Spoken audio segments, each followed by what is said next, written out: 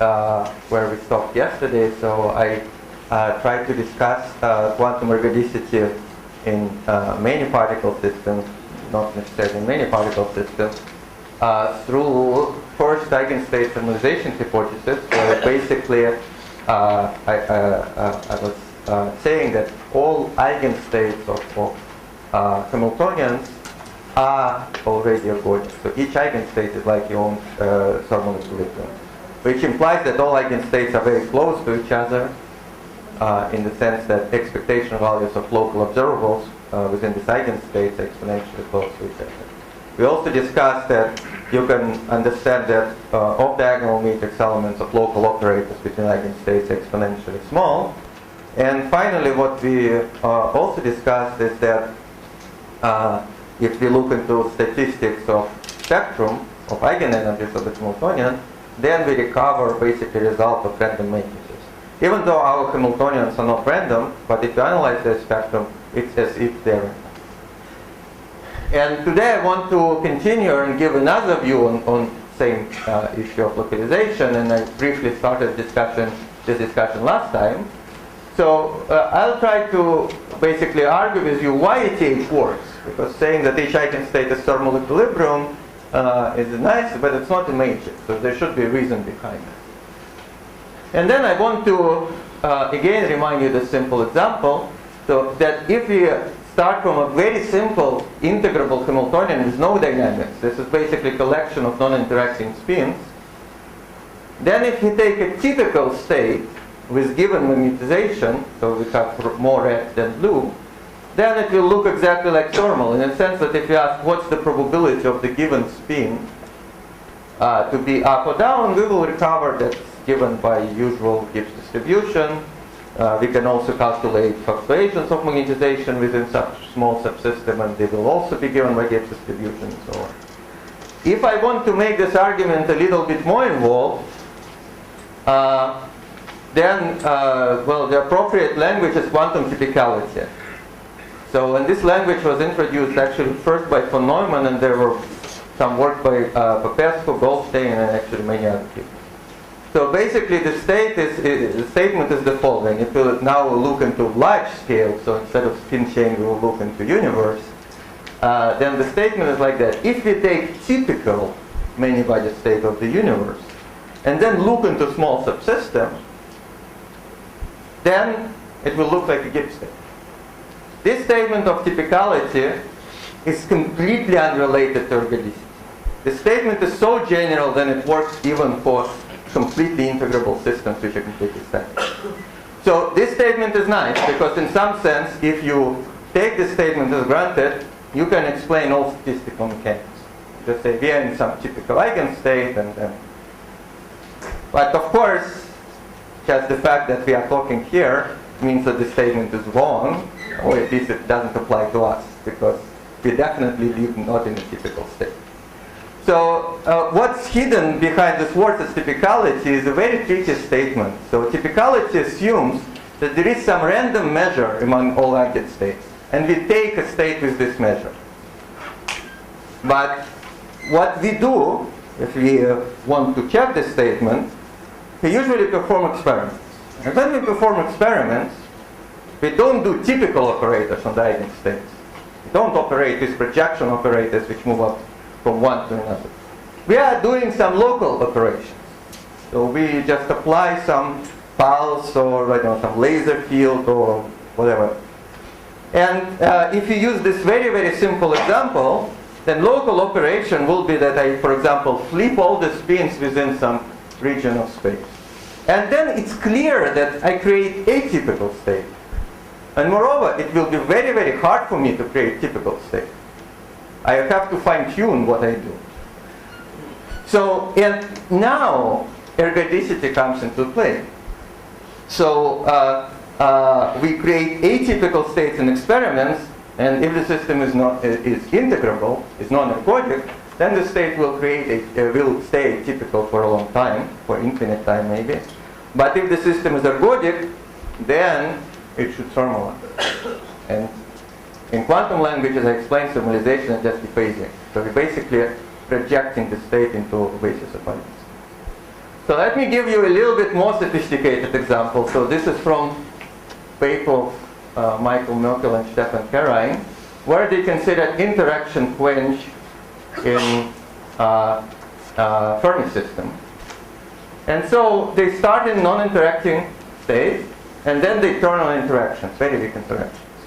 So in principle, this system is already ergodic. It's not 1D, it's 3D, so it should thermalize. But what they were able to show, and what is basically intuitively clear, if you know, for example, the Thermalization group of Fermi liquid theory, that at short times what's happening with these particles, they just get dressed. So instead of, so our eigenstates, if you want, approximately given by quasi-particles.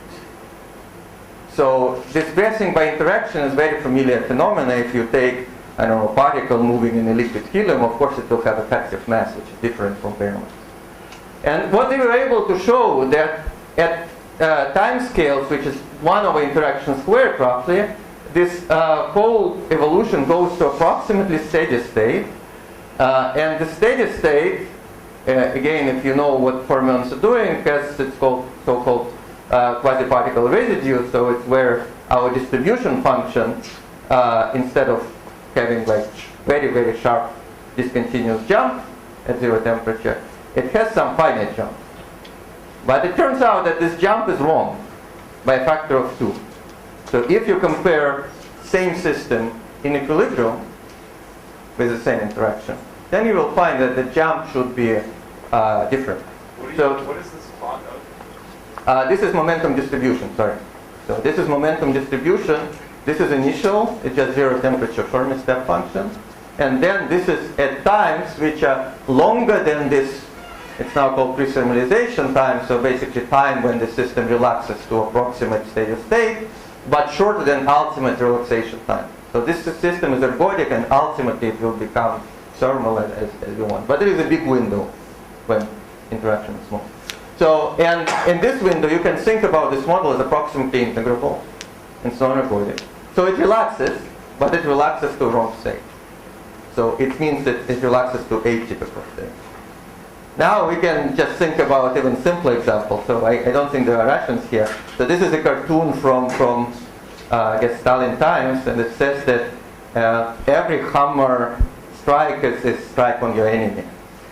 So, but let's just think about this cartoon as example of real physical experiment.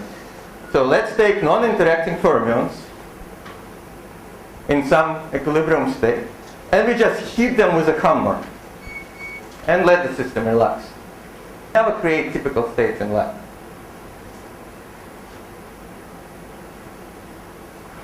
So we do need ergodicity, or ETH, or chaos, to understand statistical mechanics, in the sense that we have to explain how the system goes from initial atypical states to final typical. So let me make this point precise, because sometimes it's very confusing. There are always atypical states. For example, if I put higher density, I create a pure state with higher density of molecules in this corner of the room, I can always do it. This will be atypical state. There is no problem in creating. But this will not be an eigenstate of the Hamiltonian, right? These atoms in this room, they will not stay here forever. So you can think about this ETH, that the states which are eigenstates of the many-body Hamiltonians, or which are stationary states, if you want, states which don't evolve in time. These are typical. So that's another way of formulating this ergodicity in quantum language, eigenstate thermalization. And indeed, there was numerics. It's from the same paper by Marcus Riegel. So this is, just look in the top graphs. So this is representation of some local observable. Here it's number of particles at zero momentum, basically zero component of momentum distribution, as a function of an eigenstate number. So this is ergodic system, this is integrable. And then you see that at small energies, even in ergodic systems, there are big fluctuations. But it's actually a quite known fact that if you have finite systems, especially at low energies, we're always integrable. We have if you think about this, lowest energy excitation will be creating one quasi-particle, and this lives forever. So it's completely integrable eigenstate. Once you create more and more quasi-particles, they start to talk to each other, they start to thermalize, whatever. In infinite system, this region probably will shrink to 0, but in finite system, it's always there. But once we go a little bit away from this very low energy states, we go to middle of the spectrum, we just see that all eigenstates, so this is eigenstate number, but there are many, many, many points here, they are all very close to each other. Actually, what you can show doing scaling, they're exponentially close to each other. So if you increase your Hilbert space size by some factor, then this shrinks by probably square root of this factor or something like that. And Hilbert space size exponentially depends on your entropy. Well, if we go to integrable station, we see huge fluctuations from state to state, which actually tells us that, of course, there are majority of the states are still typical, but there are lots of atypical states which will show you us very, very different behavior in thermal equilibrium. So, and what's the physical reason? When it's actually physical reason why eigenstate thermalization hypothesis works? Well, it's because each eigenstate of the Hamiltonian consists of many, many, actually exponentially many, if you want simple things. That's the reason, that's the only reason why these eigenstates are so thermal, so similar to each other. So, and that's the reason why each eigenstate is like a microcanonical ensemble, because it consists of many, many states with similarity. So what's the criterion? How do you tell if a state is typical? Well, I will. So you're asking, so how do I check? Numerically, I can just check whether eigenstate thermalization hypothesis works. If you want mathematical criterion, I will require that if you want width of this distribution of typical observable, local observable, should be true for any local observable, should go down exponentially with the system size. So basically, if you look for fluctuations from state to state, from nearby states, then these fluctuations suppress exponentially. Okay, so do you need like a neighborhood of states? Yes. Yes. It's not like a state. Yes. Okay. Well, probably you can take a state and look into subsystem. And if subsystem looks at Gibbs distribution, then you can make a statement here. Or So we can look at fluctuations from one part to the other, of one state. no, but if they have energies which are very different, of course there are big fluctuations. We know that states which are different by temperature, they will have different properties. So we always talk about states which are close to each other in a sense that distance between them is less than some fraction of the volume, typically square root of the volume. So basically we look into states within this vicinity. There are still exponentially many states. And those states are very similar to each other. So, yeah, so yes, of course. So this region, in a sense of the energy, it should be definitely smaller than extensive. So if you scale energy by volume, this is the region which shrinks in the system volume, in the limit volume goes to infinity. Within that region, it's mostly Within this, well, but you can even see from the picture, right? So it's not that there are no fluctuations between this point and this point. They're huge. It's just only fluctuations within this small window, which are small. But you can make it precise. You just say, let's take arbitrary window which scales as square root of volume, for example, or any sub-extensive fraction of volume. Remember that all the scales are extensive, so you can scale everything back. And then within this window, as you take thermodynamic limit, everything should be identical. So, and actually this picture that our eigenstates contain many, many non-interacting states, it was really confirmed numerically also some time ago, and actually Marcus Riegel, in his original paper, he also saw it. So this is a numerical plot of projection of initial state of some non-interacting Hamiltonian into eigenstates of final Hamiltonian. So in this case, final Hamiltonian is integrable. And in this case, it's non-integrable. And what you see that if our final Hamiltonian is integrable, it has very, very strong localization in Hilbert space. So there's still one state which dominates, and there are very few which are very, very sparse, which also occupy. Once we go to ergodic situation, we see that we basically occupy the whole Gaussian. It's actually Lorentzian. We occupy a lot. So it tells us that once we project our simple state into eigenstates, we occupy lots of eigenstates. So each simple state consists of many eigenstates. But of course, reverse is also true. When you repeatedly prepare that state of the system, the smaller modes which come up in the left panel, do those repeatedly occur in the same spots? Repeatedly with what? When you prepare the same state many times. Yeah, well, this is you have to separate two things. So if you want to do experiment and see this picture, you have to do many experiments. But if you do numerics, you just see through projections to eigenstates. So you're taking one state and projecting it. Yes, yes. So if you take a nearby state, this will change, but sparseness will remain. So this actually tells us that there is another look on quantum ergodicity. It's actually a delocalization of the initial state in the Hilbert space of the final Hamiltonian. So in this sense, we are coming back to a picture which is very similar, it is pictorially to the classical one. So remember, classical ergodicity we delocalize in a phase space. Quantum ergodicity we delocalize in the Hilbert space. So in this sense, there is not such a big difference.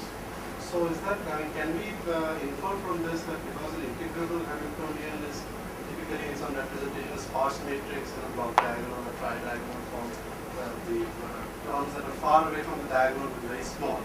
So in a non-integrable Hamiltonian, they could be all over the place. Well, this also all over the place. They're just sparse. So I would say slightly different interpretation. If you have many integrals of motion, you have too many constraints. So, and once you project your initial state to whatever final states, satisfying all the constraints, it's much harder. Most of the states, they don't satisfy the constraints. So that's sort of the reason why you're sparse. But sparse doesn't mean that you are narrow. So if you look into support of this distribution and this distribution, they're roughly the same. So now this is made a little bit more precise. So what people use in quantum chaos community, they use different measures to describe this delocalization. And one is so-called inverse participation ratio. So basically you take your initial state, project to eigenstates of the Hamiltonian or vice versa, and then calculate 1 over the sum power of 4. So I just stop for a second and think what it means. So we know that sum of this ck squared is 1. This is just normalization. So 4 is the lowest power which you can think. Now suppose that you occupy only one state. If you occupy only one state, this is clearly 1. So inverse participation ratio just tells you that you occupy one state. But now suppose you occupy all possible states in the Hilbert space. So all ck's are equal to each other, and their sum is equal to 1. So sum over from 1 to n mod ck squared is equal to 1. But then, if they are completely delocalized, ck squared is constant. Okay. So we see from here, doing simple algebra, then ck squared is like 1 over n, which means then ck to the 4th is 1 over n squared. N is my total number of states. And if I sum 1 over n squared, I will have n terms, I will get 1 over n. And if I take inverse of this, I will get n. But n is exponentially big, so I'll get a huge number. very often people look into log of inverse participation ratio just to avoid dealing with numbers. And this is basically a cartoon from also a paper of Leo Santos and Marcus Wiggle, where they looked into precisely this property in the same model which I introduced before, Karpov bosons, as they crank non-integrability. So and they start in eigenstate of integrable Hamiltonian. So if this parameter they introduce, they quench at 0, of course it's 1 because they don't do anything to the system. But if they increase it, it starts to grow, and eventually it becomes huge. And this IPR, moreover, it's very localized. Again, saying that all eigenstates are very similar. So another measure which people also use, it's spectral entropy. So it basically has the same information. So it's sum of ck squared log k squared. Again, if only one state is occupied, it will be 0 clearly. If many states are occupied, this will be like log n. That will be big. And basically for the same model, if you do the same thing, you will see again if the system becomes more and more non-integrable, you just see that eventually you occupy almost all states in the Hilbert space. So this is dashed line which corresponds to maximum occupation.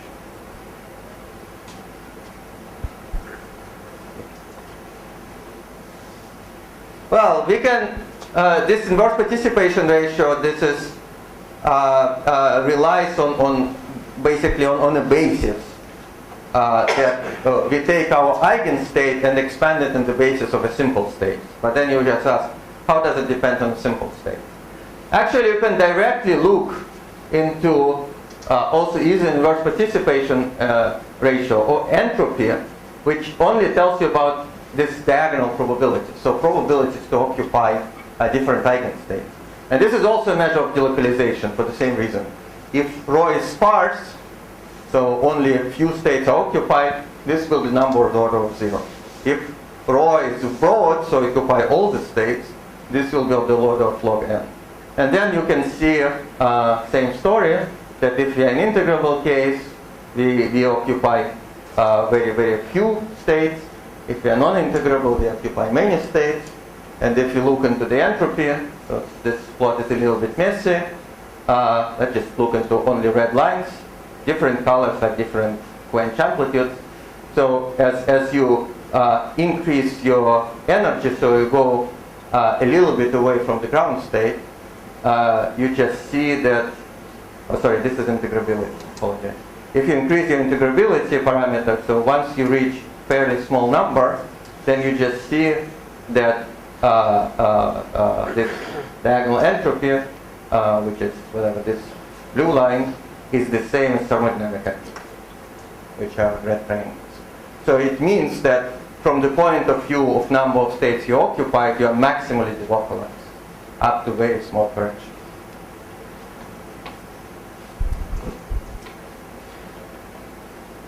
Now we can ask the question. So you had a statement in the previous slide that each eigenstate is kernel. Yes. So I'm a little confused here.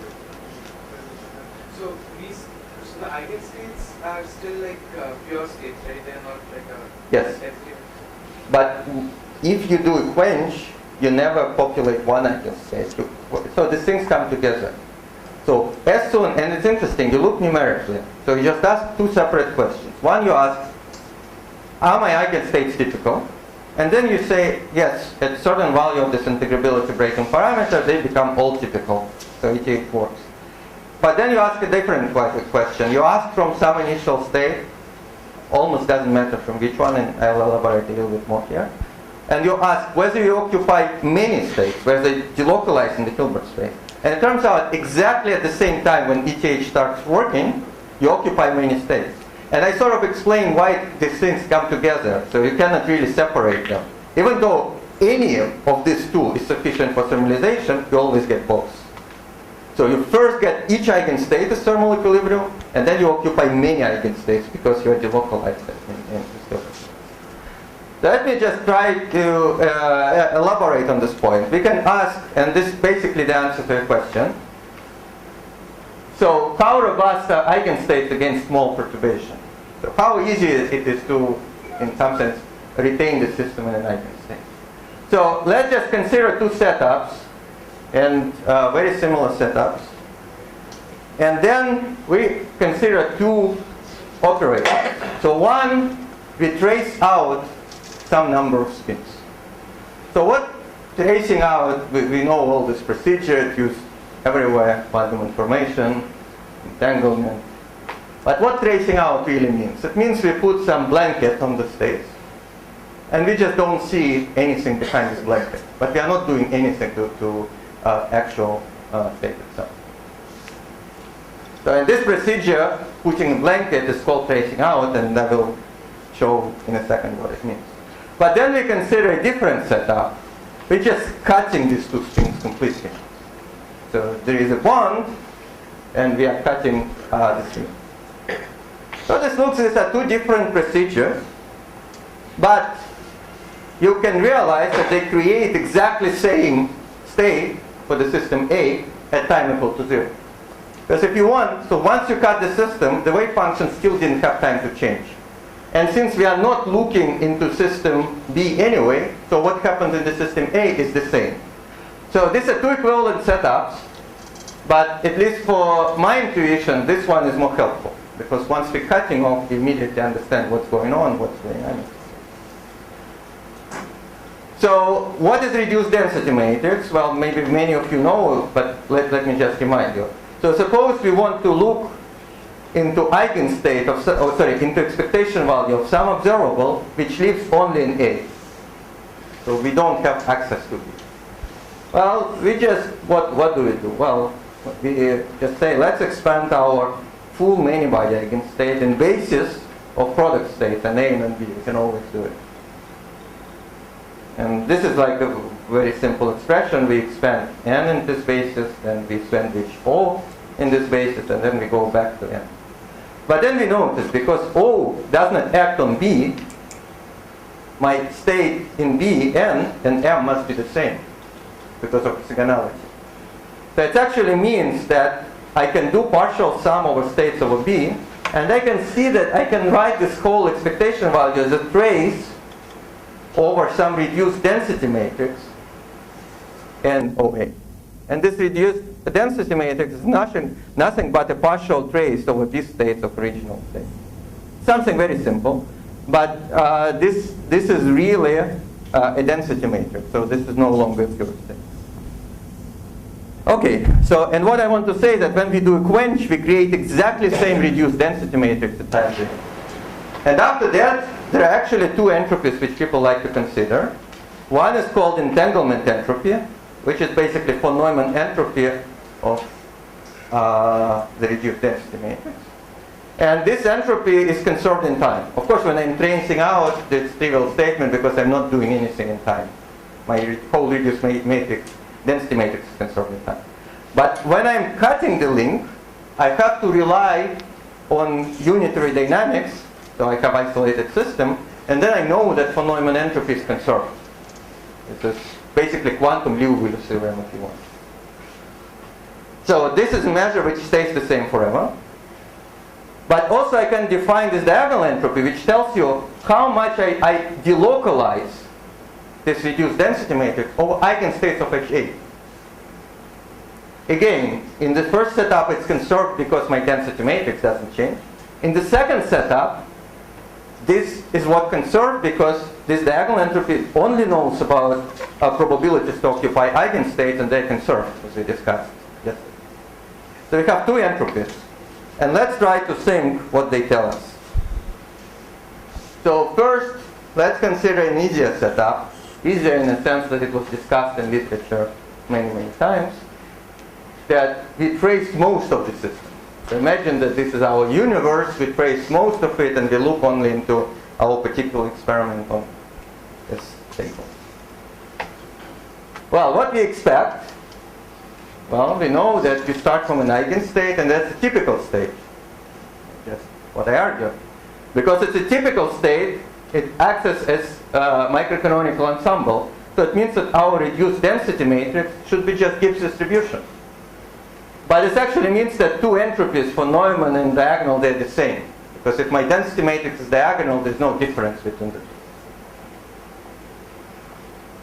But now I want to consider a less trivial situation. What if we trace a little bit of our system? Let's imagine we have a universe in an eigenstate, and we can access everything but a single electron in some, I don't know, backside of the moon.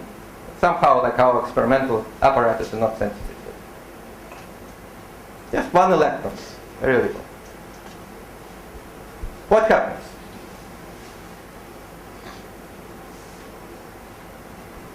Well, we know what happens with von Neumann entropy, because there is a statement, which if you don't know, it's really easy to prove, that von Neumann entropy for a pure state of A and B is the same. That's an important statement of entanglement entropy. If you want, it's basically B knows about A, same amount of information as A knows about B.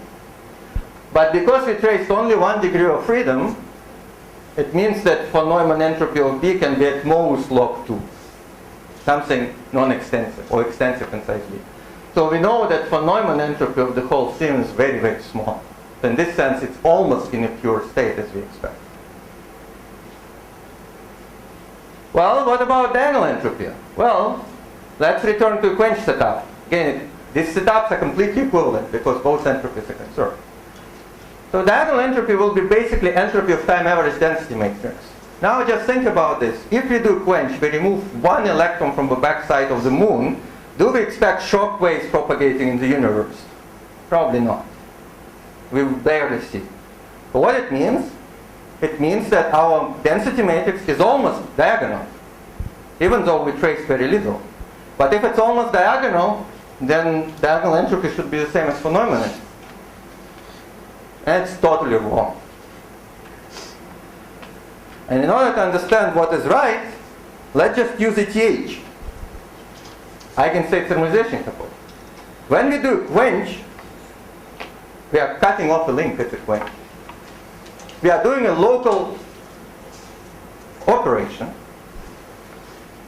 If we do a local operation, we project our state to all eigenstates with roughly the same probability. But which eigenstates? Eigenstates within energy window.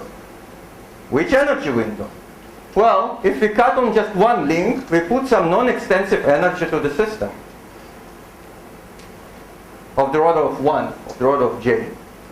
So we should populate all the states, if ETH is right, all the states within this non-extensive energy J. Of course, there is no contradiction with what I just told you, because if we deposit energy, I don't say 1 unit joule to the universe, we won't see big difference.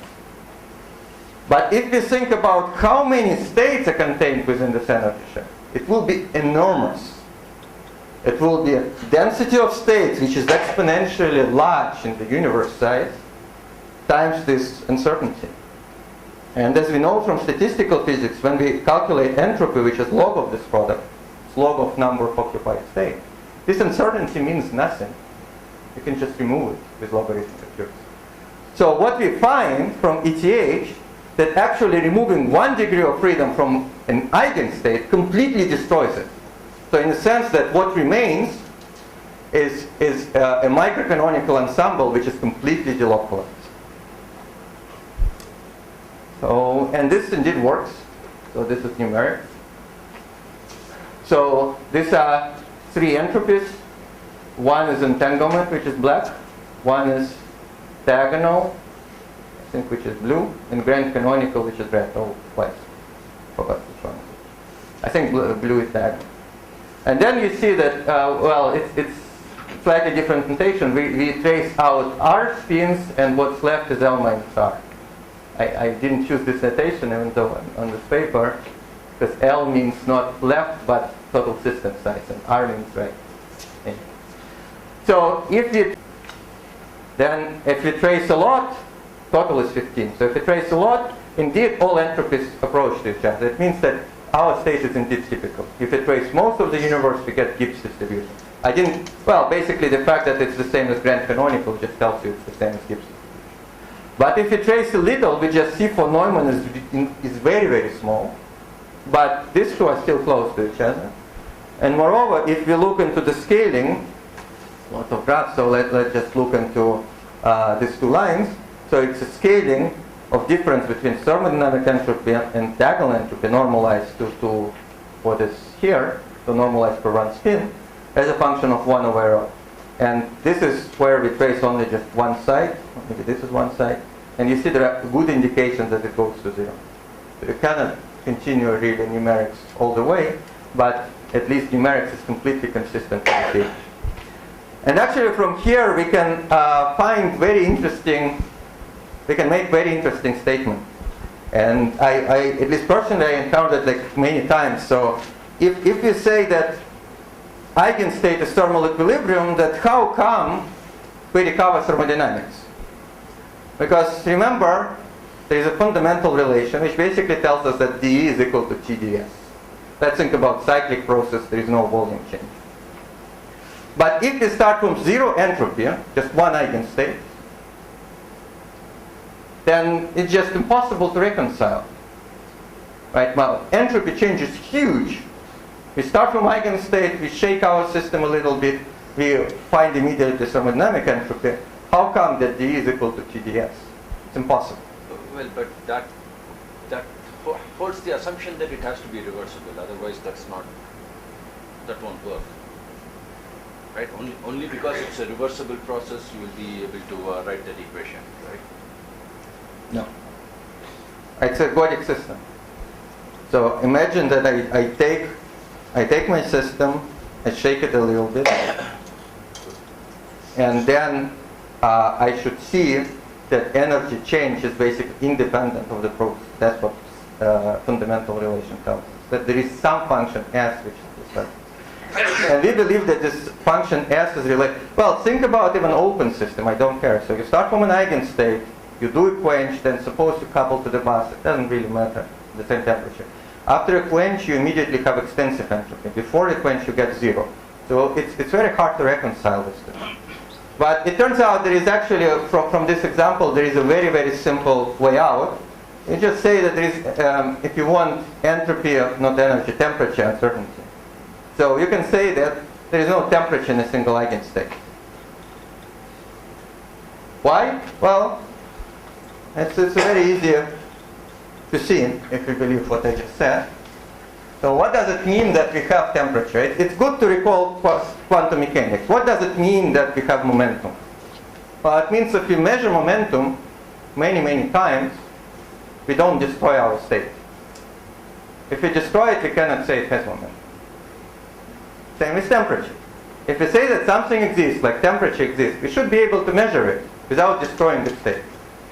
So how we can measure temperature? Well, imagine that we have our big bath, which serves our, it's temperature standard. So we have many standards in various parts of the world, and imagine NIST carries like perfect thermal bath, which is its temperature, absolute temperature standard. Then we bring some thermometer, which can be, for example, two-level system, which is very, very weakly coupled to the bath, and bath is big. So we let thermometer thermalize, reach equilibrium, then we cut it off, and then we look into ratio of populations, P up and P down. It should be, whatever, e to the minus 2 h bar omega t divided by t. Well, call it e over t. 2e is, say, energy level separation between them. And that's how we calibrate our thermometer. Because we know this is our temperature standards, we read it, we energy, we calibrate it. Then we know that if we take this thermometer and couple to any other system of interest, and if it shows the same ratio, it means that there is the same temperature. That's basically what temperature measurement is. But coupling thermometer, even single two-level system to universe, is like, it's opposite of tracing out 1 degree of freedom. And I just argued that even this very simple operation completely destroyed eigenstate. So as soon as I want to measure temperature, I will immediately destroy my eigenstate. It will immediately become ensemble. So, and then there is no contradiction because I immediately find that as soon as I know temperature, I have extensive entropy. Yes? It's not very clear to me why the grand canonical entropy and the diagonal entropy are always so close. I mean, I'll talk about this. It also follows from ETH. So as we move on, I will go more from sort of this general statements, which are more like numerical or whatever, to practical applications. How from using eigenstate thermalization hypothesis we can recover actually lots of statements of equilibrium, non-equilibrium thermodynamics. So I'm good.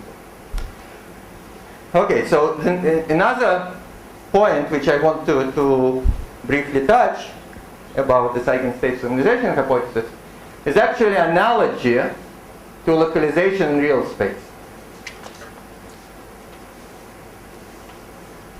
So let me just make direct analogy with many-body localization or many-body Anderson localization sometimes. So let me imagine that we are dealing first with non-interacting systems of electrons, which move in some disordered potential.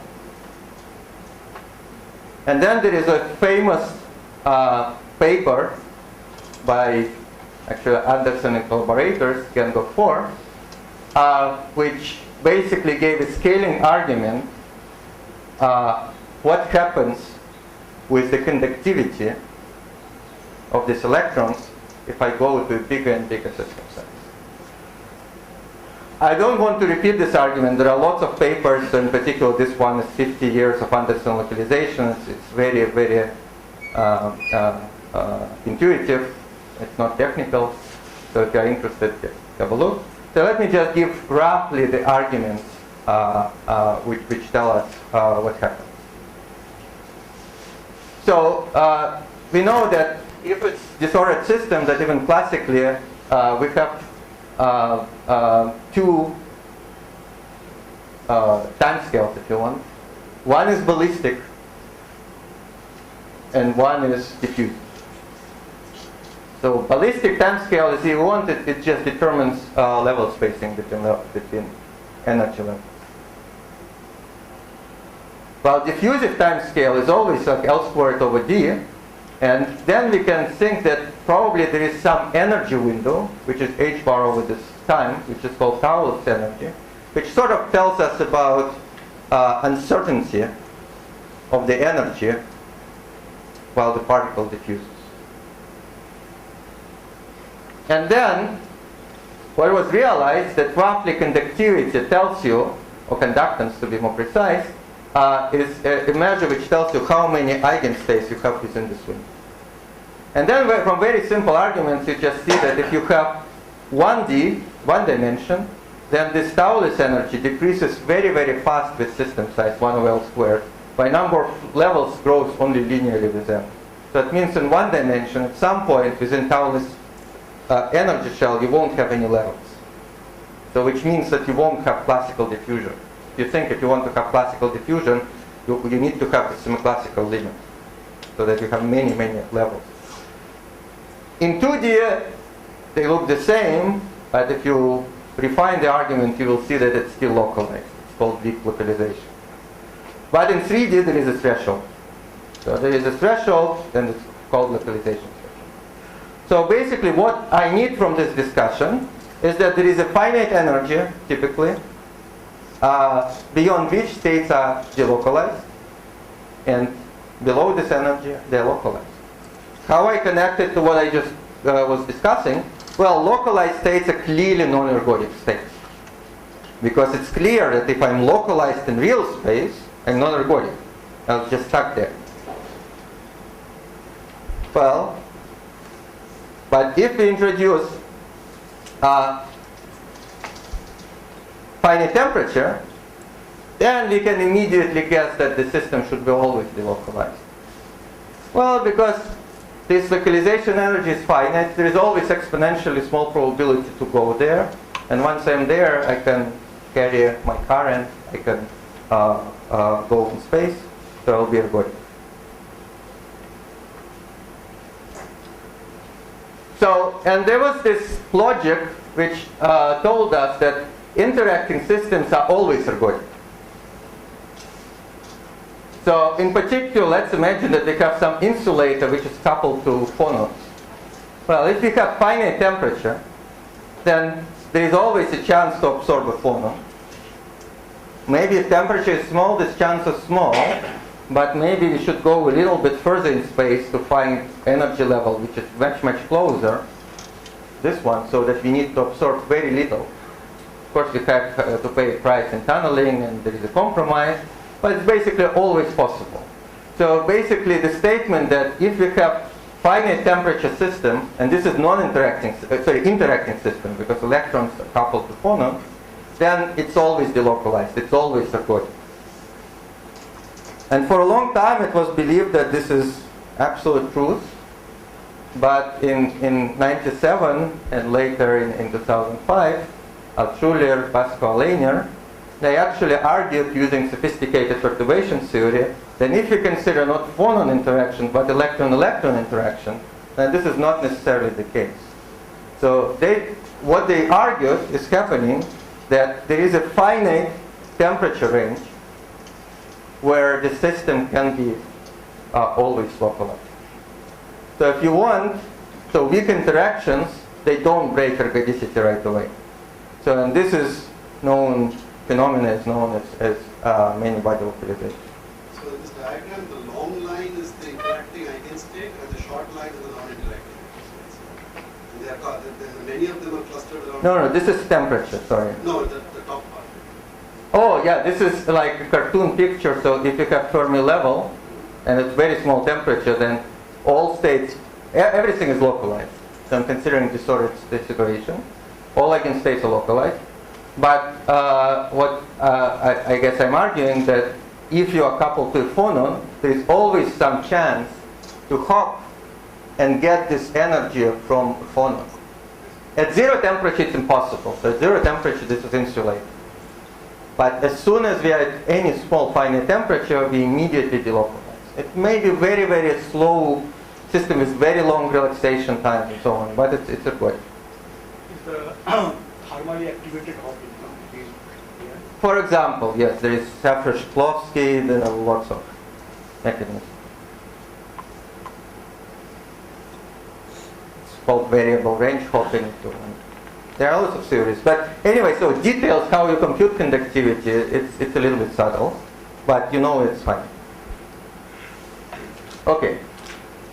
So, and well, this was sort of very vague, but let me now just show that this phenomenon of many-body localization is very, very strongly related to what I was just discussing with you. So I will refer to, again, very simple spin model. It's one-dimensional spin model, one of those which I discussed before, but now with very strong, with disordered magnetic field along the direction. It turns out that this disordered magnetic field makes this model non-integrable. So it's, at least it's non-integrable from a classical point of view. So, and what these people found in a series of works starting from 2007, that even at infinite temperature, there is actually a phase transition between ergodic phase and localized phase as a function of disorder. So you increase disorder, first everything is ergodic, and then it becomes localized. So it actually means that infinite temperature means what? It's an isolated system. Infinite temperature means that you start from any eigenstate with the same probability. They're all equal. But then after that you can still deposit some extra energy. Infinite, by the way, temperature doesn't mean infinite energy, right? If you have random configurations, you can have, if you think about Ising spins, your energy is 0 bits. You can always increase your energy by polarizing spins out. So you can always deposit excess energy and see how it dissipates. And if the system is localized, this excess energy will stay forever in the system.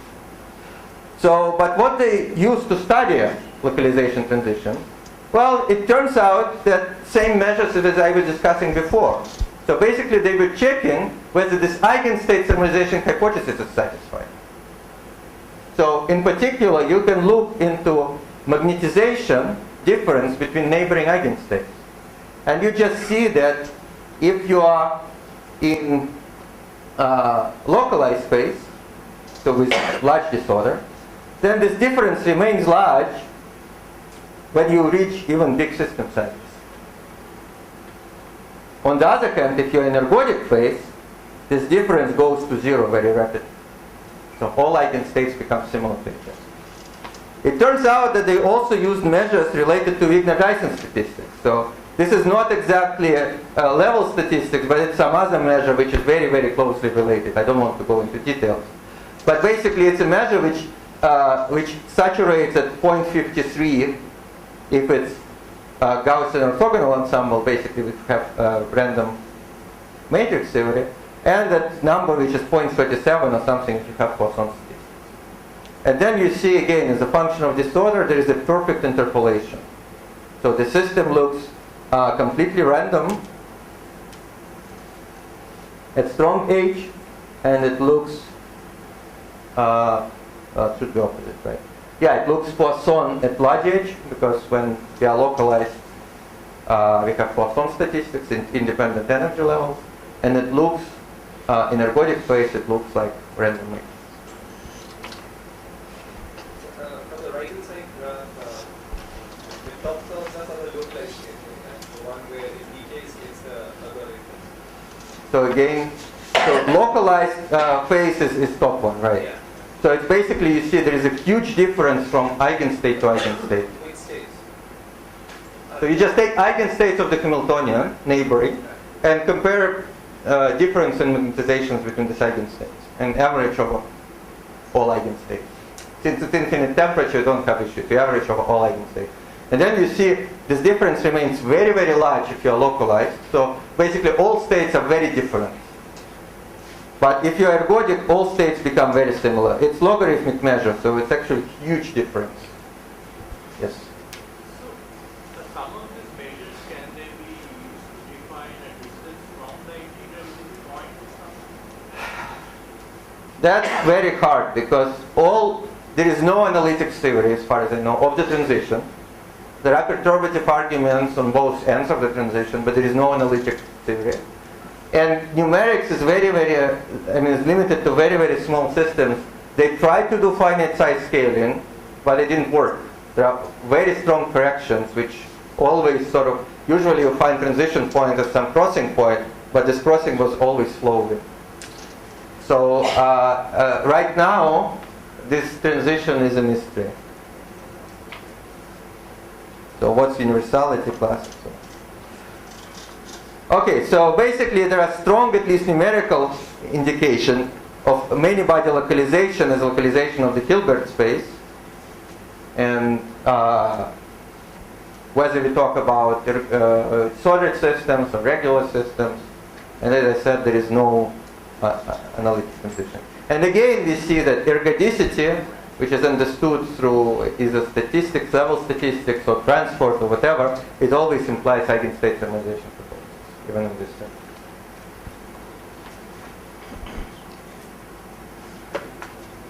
So now, as I guess the last part of this first part, the descriptive part of ergodicity, before I go to applications, I want to spend a little bit of time to discuss what happens if the systems are not ergodic. There was quite a bit of work, and actually skip most of it, but I will show some, I think, interesting results. So again, I'll remind you what I told you before. So if you have chaotic or ergodic system, and at least in classical language, it means that we very rapidly delocalize our phase space. And if we have integrable situation, then we're still delocalized, but not over a whole phase space, but over available phase space, which is constrained phase space. Like in this case, we will delocalize completely, but with additional constraint that this angle is conserved. So we can ask, can we generalize this? And the answer is yes. There are, again, a bunch of papers, actually starting from James, who didn't think about quenches, but thought about systems equilibrium with many degrees of freedom. And then there was, again, work of Marcus Riesel, and there are many, many, many works. So basically the statement that let's just extend our eigenstate thermalization hypothesis and say that instead of relaxing to a Gibbs ensemble, we'll relax to a generalized Gibbs ensemble, where basically instead of fixing just energy, we will fix other integrals of motion. And this I took a slide from Fabian Essler's talk, which he gave in KITP. They studied, again, transfer tilting model to very great detail. It's a very, very nice work. And so what they strongly argue that these integrals which we fix are not arbitrary, they're local. And this locality is very important, because if you think, if I write local is understood as sum of local terms. If I write my density matrix in this form, it will be factorizable only if I use local integrals of motion. And factorizability means statistical independence. And statistical independence means that after a long time, what's happening in this part of the system is uncorrelated to what happens in that part of the system. And that's really important. If this doesn't satisfy, is not satisfied, then we are in big trouble. So they showed that these integrals of motion are indeed local, and that you can write this generalized Gibbs ensemble density matrix. You fix this unknown Lagrange multipliers, if you want, the temperatures conjugate to this integrals of motion by fixing initial conditions. So you say at time equal to 0, your average should be reproduced by this ensemble. And then they compute a reduced density matrix by tracing actually most of the systems, except for a subsystem. And then they prove that at time equals to infinity, but taking system size to infinity first, this reduced density matrix exactly becomes this generalized Gibbs ensemble. They basically proven it very, very carefully for this particular model. And they show that it works both for equal time and non-equal time correlation functions. So it's perfect. So the problem with that, at least if you talk to any experimentalist, then they will immediately ask, but we cannot have as many fitting parameters as number of degrees of freedom, even if you think about subsystem. What was shown in this work that you want to fix basically all integrals of motion which fit the subsystem. So if your subsystem size is 40 and your system size is billion, so you have billion conserved quantities, but really only 40. So those which are, if you want, smaller than the subsystem size. But 40 is a big number. So if you ask any experimentalist to fit their curve with 40 fitting parameters, it's hopeless. So we should find the constraints on this integrals of motion. And actually there are much older examples of GGE, which are very, very familiar to us, but probably in different language. And one which I want to mention is Kolmogorov turbulence. So these are very nice pictures from Wikipedia. We all know what turbulence means. So from the point of view of physics, it means that we take our system, which is in equilibrium, and start pumping energy at very, very long wavelengths. So we constantly pump our system. And then this energy is dissipated or translated to higher and higher frequency modes until you reach some short distance cutoff where things stop. And then what Kolmogorov found by analyzing these Navier-Stokes equations, that there is a scaling solution where energy, instead of equipartition, which we expect in equilibrium, energy per mode scales as k to the minus 5/3. And basically this solution was found from some dimensional analysis. It's a very interesting sort of story. If you're not familiar, I just urge you to look into Wikipedia and maybe try to repeat this analysis. It's very cool. And this we can understand as a particular type of GGE, right? because it's a state where we can say we have mode-dependent temperature, which is not a constant, but scales at whatever, k to the minus 5 seconds. So each temperature is like a different lambda. Yes. And I'll show in a second why this analogy works. So this solution was actually derived more rigorously by Zakharov, Wolf, and Polkovnikov from kinetic equations. But then there was a very, very nice paper by Victor Gurari in '94, which preceded all this GG and probably didn't get sufficient attention, where he explained this turbulence using precisely language of generalized Gibbs ensemble, even though he didn't use these words. And it was before Marcus and everything. So basically, how he explained, how Zakharov, Wolf, and Polkovnikov explained turbulence, he just said, well, let's consider weakly interacting system of phonons, sound waves if you want, with some couplings. And then they were solving kinetic equations. And they reproduced this Kolmogorov solution. But what Victor said, that let's try to do it to come from the other end. We know that our system is stationary. It's a steady state. It's a non-thermal state, but it's a steady state. So let's find a stationary density matrix.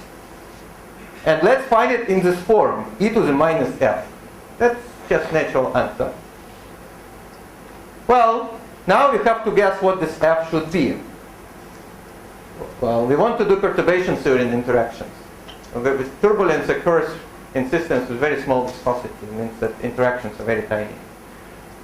So, well, we just say into the first order, we just cross this out, and then any generalized Gibbs ensemble, as we call it now, will work.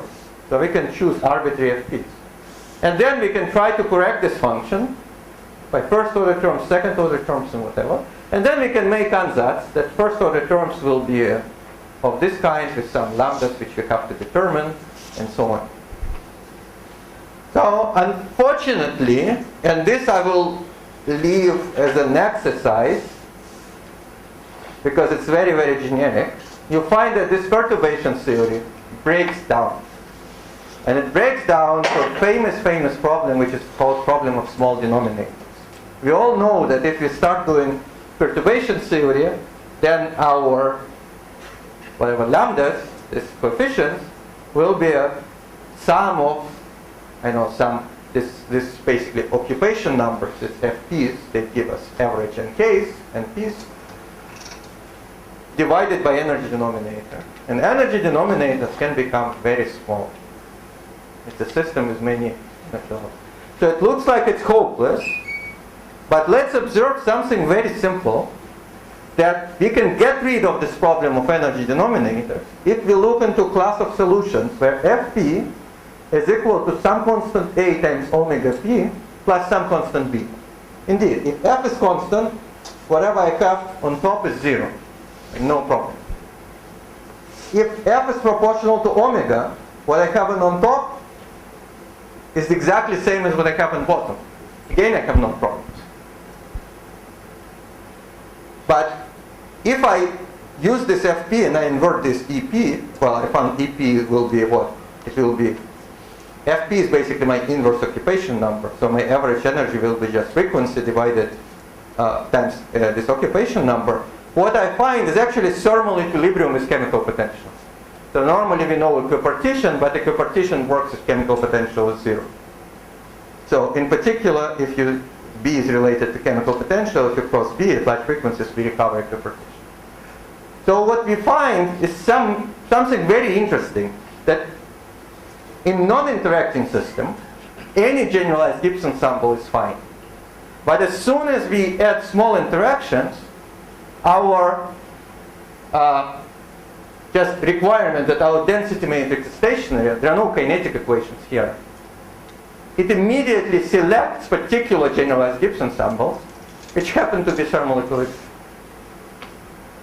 So, and what Victor showed, that if these lambdas satisfy additional scaling laws, which actually are known for the turbulence, so it's polynomial, well, some scaling function of momenta, and frequencies are also scaling function of momentum. Of course, normally it's power 2, but it's a general thing. And actually there is one more solution to this, which is exactly Kolmogorov turbulence. So in all these cases, we just see that weak interactions select possible GGs. So my personal take on this is that this story of generalized Gibbs ensemble is very nice, but it's an unfinished story. Instead, that now, by now, it's not really understood which generalized Gibbs ensembles are more stable than the other. So once people do numerical experiments, they always see they sort of reproduce very similar, very smooth functions to a particular generalized Gibbs ensemble. And if you see a smooth function of FPs, you immediately realize that you don't know whatever, don't need to use million parameters to describe this function. Any smooth function can be described by 2 or 3 parameters. But how it works in detail is a mystery. So here I want to summarize this part 1, which was on quantum ergodicity and eigenstate thermalization hypothesis. And let me just basically repeat some points for which I think. So ergodic quantum systems, they satisfy eigenstate thermalization hypothesis. And basically, this hypothesis is very simple, that each eigenstate of the Hamiltonian, or each stationary eigenstate, is equivalent to the microcanonical ensemble. Very simple. And this is true both with respect to reduced density matrix and local observables and non-equal time correlation functions. It's just general state. So we can also understand ergodicity like delocalization process in the basis of eigenstates. So instead of phase space in classical physics, we have eigenstates of the Hamiltonian. And the states which are delocalized, they're always ergodic. And this doesn't depend on integrability. So if we somehow prepare delocalized states, then even if our system is non-interacting, it's still equilibrium. That's what we know from standard statistical mechanics. The ergodicity is needed only to delocalize atypical states which you create in experiments. So there is direct analogy between many-body Anderson localization and ergodicity, and now there are even arguments whether this localized, many-body localized state is integrable. So there are no obvious known integrals of motion, but because it's localized, and maybe there are some local complicated operators, but still local, which commute with the Hamiltonian. It's an open thing. So many bodies, eigenstates are very fragile. So even tiny perturbation, like one particle in the universe, immediately destroys this pure state. So they become unstable. So I also mentioned that integrable systems relax to asymptotic states, which can be described by generalized Gibbs ensemble, and which are composed from local integrals of motion. And finally, the point which I just made, that weak interaction can select possible classes of stable GGS states, which ultimately thermalize. And this is so-called pre-thermalization scenario. I don't want to go into this. It will be like a separate story. But basically what was seen in experiments and some, well, even real experiments, numerical experiments, that if you have weakly interacting system, almost integrable system, that indeed thermalization is a two-stage process, like I mentioned in the paper of Stefan. At first you go to some generalized Gibbs ensemble, so some non-thermal but approximately steady state, and this steady state slowly evolves. And we actually heard today in classical systems a very similar scenario. But whether it belongs to the same class or not, it remains to be, it's an open question. If there are any questions on this, I can take them now perhaps, and then I move to the second part. Yeah. Yeah, just your first point, so does that include like the ground state? And No. Ground state, or? yeah. So it's actually still an open question. So how much above the ground state you need to go to see this? Ground state is always atypical. And that's, we know that entropy is non-extensive, so everything is different. But at least I personally believe that generically, if you introduce some extensive energy scale, so basically you introduce finite energy per particle, and that's it. In thermodynamic limit, you are good. But people still argue whether there is thermodynamic Kamp's theorem or whatever, and there is a counterexample to what I just said as Fermi-Pascal problem. So actually, in most of the cases, this Fermi-Pascal problem scenario is not realized, at least classically. But it's still unclear whether there are other classes of systems where you need finite threshold to see ergodicity. So to numerically check for ergodicity, we have to actually diagonalize it and look at the higher energies. Well, it depends what you want. So as I said, what I was discussing, it's unclear where is the boundary between quantum and classical physics. Quantum mechanics uses its own language of eigenstates. So if you want to use this language, yes, that's what you want to do. You can still look into observables, but quantum mechanically, typically, if you have access to the full Hilbert space, you can look into many, many different measures, not just observables, in particular eigenstates. If you're in quantum mechanics, but you, for example, do DMRG, actually you don't have access to eigenstates anymore, but you still have access to observables. Then you look into observables. You can look into, I'll discuss later, like validity of laws of thermodynamics in some sense, that you can basically heat your system and you see that this heating is consistent. Maxwell's relation is this. Exactly. There are fluctuation dissipation relations and so on. You can do many things. But if you are classical, then yeah, you don't have eigenstates. At least as far as I can tell, you can only look into observables, non-equal time correlation functions, and things like that. Yes? So for the Kolmogorov turbulence, are the constants of motion known? Well, these are approximate constants of motion. These are just energies of each eigenstate. Right. So what I guess Victor was saying is that if we have weakly non-integral but driven system, if it's weakly non-integral and non-driven, it just relaxes to equilibrium. But if it's weakly non-integrable and driven, then you have another class of steady solutions which are very specific GGs, not just arbitrary, not just a GG, it's ZGG. And this is the only solution except for thermal equilibrium. There is nothing else, at least within this set of equations, except Kolmogorov turbulence. Everything else has problems with small denominators, which just tells you that it's extremely unstable. I will sort of try to show how we can use ETH to get some very well known, some less known statements about thermodynamics. There's actually always like confusion of what is thermodynamics, what is statistical physics. Statistical physics in a way is easy, in the sense that we have a partition function which we have to study. It might be complicated to study, you might have sign problems and whatever. But it's easy in the sense it's conceptually easy. Once we talk about thermodynamics, that's even conceptually not easy, because thermodynamics, it deals with non-equilibrium processes, but which at each state of the evolution, or at least in the beginning and the end of the evolution, can be approximated by local equilibrium. So, and to make the stage, let me just go to some specific setup which I'm going to analyze. And as I said, the main goal will be just to show how from ETH we can recover many statements. So one is setup, which I already considered as an isolated system. So we prepare a system in a stationary state. For most of the statements, I will require that. So it's diagonal density matrix, but you should really understand that the fact that it's diagonal is not something which, like, experimentally very hard to check. You don't know how to measure eigenstate. Diagonal means stationary. That means that if you prepare the system and then translation invariant in time, in the sense that the time, so you don't have aging or something like what we heard today, but if you start from different points of time and you statistically see the same thing, then it means that you start from diagonal density. Then apply some time-dependent perturbation.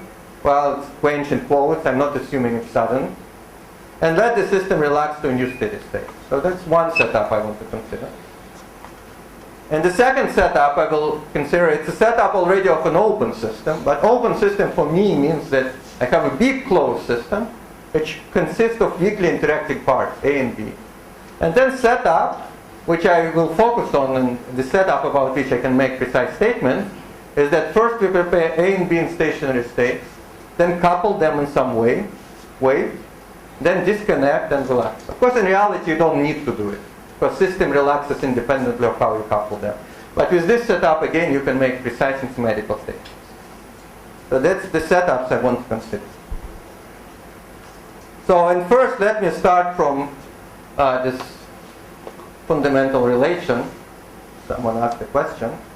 So, basically, dE is equal to TdS and TdS. So now let me focus.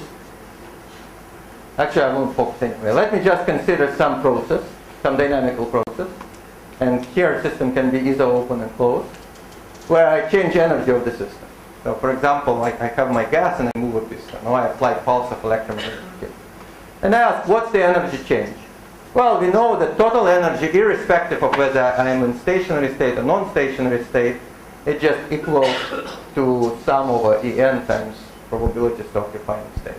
Now I want to check what's the change of this energy. Well, it clearly consists of two terms. One is related to change of probabilities to occupy eigenstate. One is related to the change of eigenstate. Now let me look into the entropy, and now I have to specify. I really look into diagonal entropy. For Neumann, entropy is useless if I consider, for example, a closed system. It just never changes. But let me look into diagonal entropy. As I just said before, it's just a measure how delocalize I in the Hilbert space in the basis of eigenstates of Hamiltonian. So it's given by the sum of these probabilities, rho log rho. Then I consider delta S. Well, it's a very simple exercise. There are two terms. But because I conserve probability, the last term drops out. I get basically this expression. Now, if I assume that I have initial Gibbs distribution, then I immediately recover fundamental relation with no single assumption needed. Because you just see, if my rho n is e to the minus beta e, I compute log rho, and log rho will be minus beta e minus log z. If I substitute it here, log z will disappear because sum of delta rho is 0 by conservation of probability. So the only thing which will remain is this guy. And this guy, if you look carefully, it's exactly this guy. Up to 10. They're just the same. And I didn't make a single statement about the process. Closed system, open system, fast process, slow process, nothing. Well, I just assumed that the changes are small. So now we can combine together.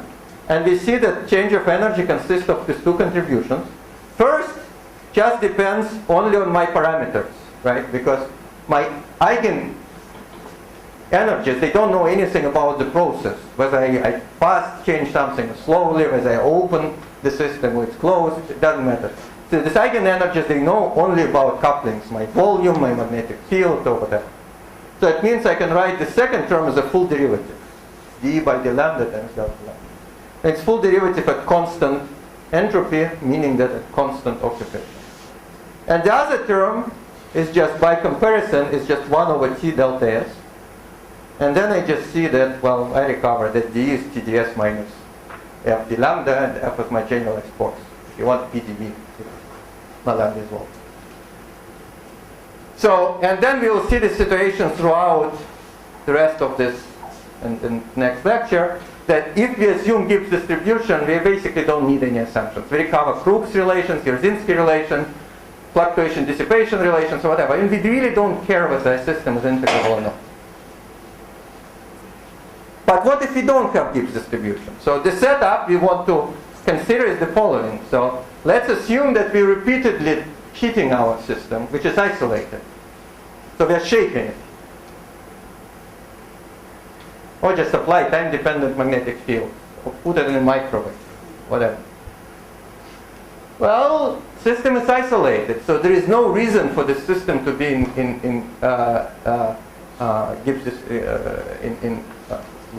have the Gibbs distribution. So you can ask, can we still apply this law of thermodynamics, fundamental relation? And actually the answer is yes, and now I have to realize an eigenstate thermalization hypothesis heavily. So now we can see why ergodicity is important. Well, let me just look again into this entropy a little bit closer. And I formally can write the sum over n as an integral over energy times density of states. It's basically a number of energy levels within unit interval times this rho of E, its probability, well, Anyway, so this is the probability at this given energy. And then log rho phi. I'm not saying that rho phi is a smooth function. It can be a really fluctuating function, but it's formally right. But then let me just make an observation. The product of omega of E times rho phi is exactly energy distribution. It's very easy to see, because if you want to calculate, say, average energy or moment of energy or whatever, you always take this sum, En times rho n, which we can always write as integral over dE, omega of E, density of states, times rho of E times E. So clearly, this is generator of moments of E. So it's energy distribution. This thing just makes perfect sense. And this is something which we measure. Well, Alexander was talking about work distribution. This is energy distribution, but since we are interested always in energy changes, that's work distribution gives us this object. So it's measured. Well, log of density of states is by definition microcanonical entropy. It's a definition. So now, if we write this log of rho, we multiply and divide by omega, and the log, I didn't write it up, but you can probably see it, then my entropy will split into two terms. One is just weighted average of microcanonical entropy. Because I have omega of E times log of omega of E. I basically want to say that log of rho is the same as log of rho times omega divided by omega. Right? So log of omega gives me a microcanonical entropy. And that's this term.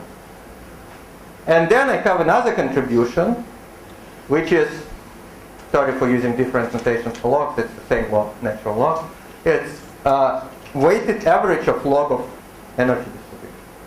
Now let's just think what this object is doing in thermodynamic limit. Well, we know that microcanonical entropy is extensive. That's an equilibrium concept which has nothing to do with dynamics. Omega of E, as I was arguing, because of locality, if we do quenches, if you drive with local perturbations, it's going to be a Gaussian function with which is square root of volume. So it means that from the point of view of entropy, this is extremely narrow function. Entropy changes on extensive time scales, energy scales, while my distribution is narrow. It's of the order of square root.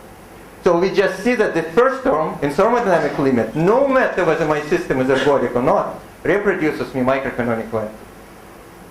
So what about the second term? Well, we would guess that it's small, which is indeed usually the case. Because omega of E is not exponential. It's some Gaussian with some width, so it's of the order of, if you want, square root of volume at the maximum. But log of square root of volume is nothing compared to this. This is volume, the square root of volume. So you might say that this is negligible, and then we find that our, whatever, this diagonal entropy is always the same as microcanonical entropy. But I cheated a little bit.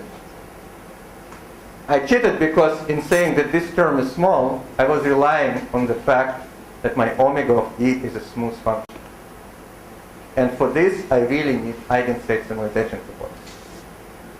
If it's exponentially sparse function, as remember there was a picture when this omega of E was a function which looked like this. So it's basically an exponential array of places. You have some weight and everything else is zero. Then you can guess that since omega is exponentially small, in most of the cases, and exponentially large in other cases, you will get some extensive contribution. And this contribution will be comparable to this one. So if I have eigenstate thermalization hypothesis, or more precisely, if I have delocalization in Hilbert space, this is always negligible, and therefore I recover thermodynamics. I don't need to do any calculations. since I already showed that this entropy is the same as microcanonical entropy, of course I know that dE is TdS minus S. It's my standard thermodynamics. Is it keeping at the second law? Second law of thermodynamics? Well, you can understand second law of thermodynamics as consequence of fundamental relation, but I'll be more specific, so we'll see this entropy increases and so on and so forth. Okay.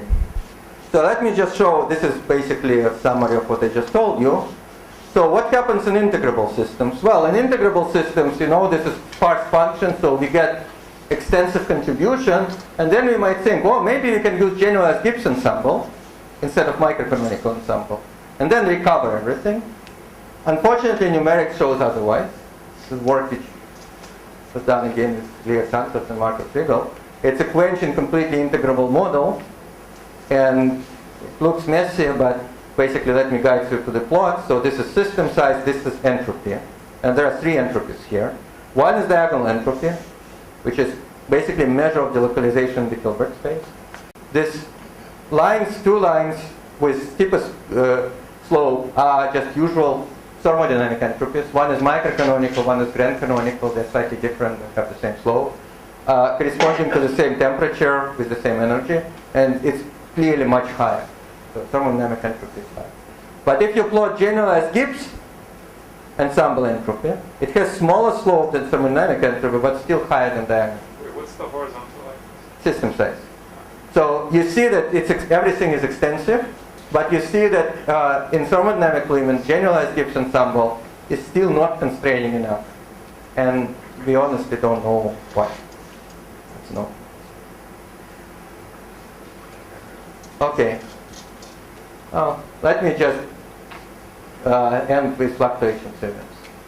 Okay, now let me use heavily assumption that we start from a stationary state and assume that we have unitary dynamics. So I assume setup 1, we have isolated system. And then I can ask what my probabilities to occupy these eigenstates of the Hamiltonian after some unitary evolution. So again, I'm interested only in this state because I'm interested in the process when I do some process and then let the system relax, dephase. Well, we know that density matrix has a very simple evolution, right? It's U times rho times U minus 1, where we use some complicated unitary matrix. But because my initial density matrix is diagonal, I find something interesting. I can write this equation, unitary dynamics, as a master equation. And I didn't do any single approximation. I don't integrate Bass, I even don't have Bass. And this is very special master equation. So I have probabilities, which I define, it's rates if you want, to go from level n to level m, which are the squares of this matrix element of the unitary evolution operator. So because it's square of the unitary operator, this is so-called doubly stochastic matrix, which satisfies two properties. If you sum over all states n, p and m, or sum over all states n, p, m, n, both equal to 1. It's just the statement that squares columns and rows of the unitary matrix form eigenvectors. So let me argue that one of these requirements is really trivial. It's conservation of probability.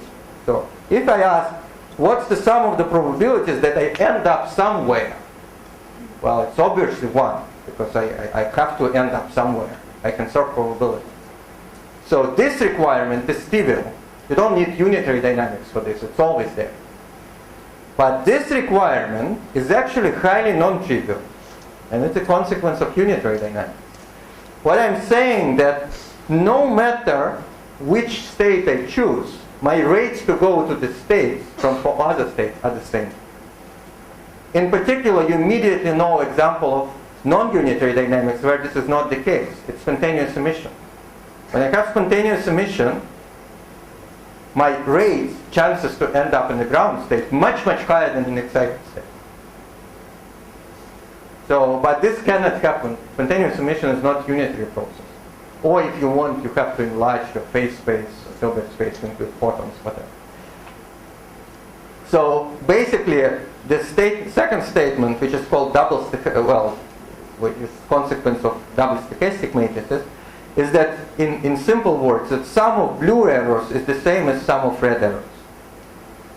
So rates to go to this state 1 are the same as rates to go out of state 1. If you use Fermi-Golden rule or some approximation, then very often these errors are equal to each other.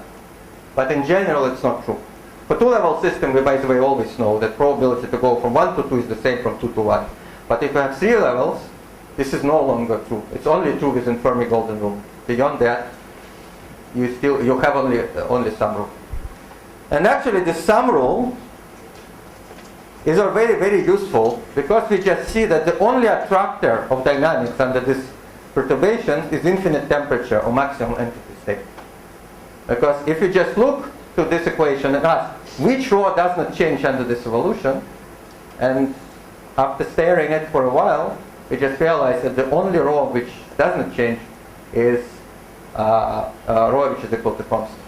If you want, this will be a really good exercise, so you can forget about energy levels and start operating with apples. So you have 3 shelves, and you distribute somehow apples on your shelves in an arbitrary way. Say 3 apples. And then you start shaking it, gently with apples, but satisfying these rules.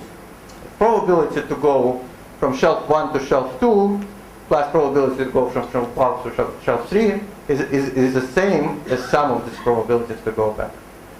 And you ask where these apples will end up.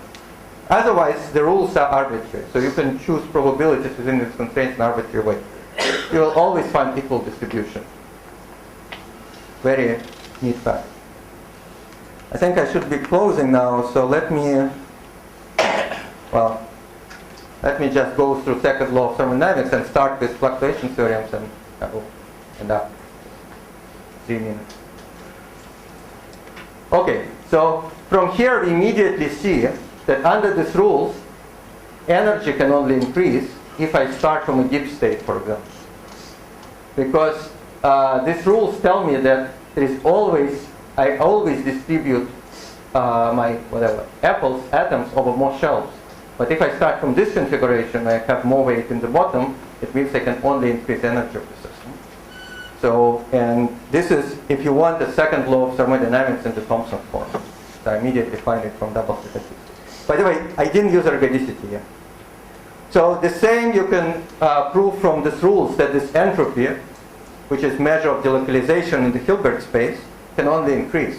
Again, you don't need any sophisticated statements.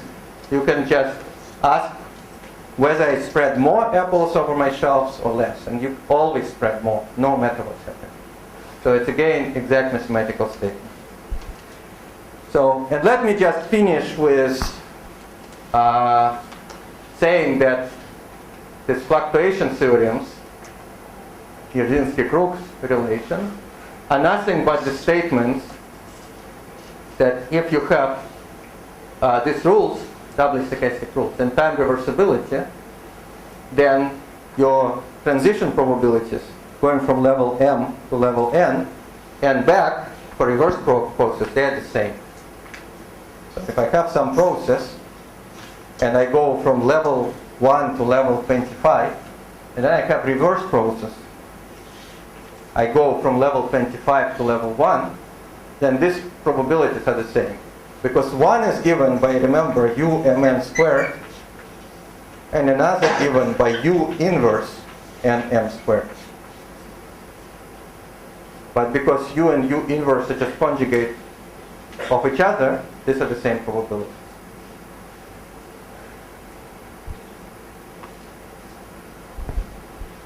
So, and Crookes relation, which was mentioned many times before, is nothing but a simple statement that blue arrow is the same as red arrow.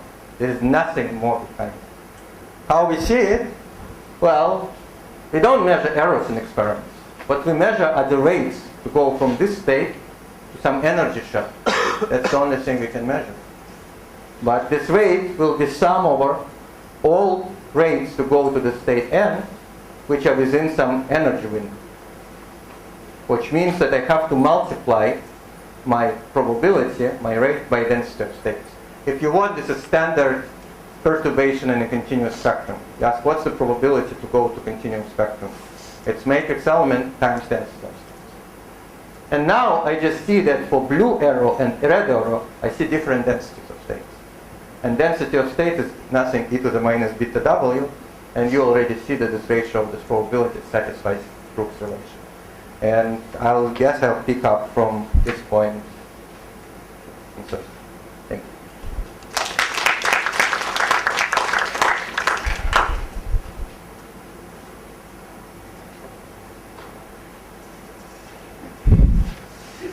Everyone.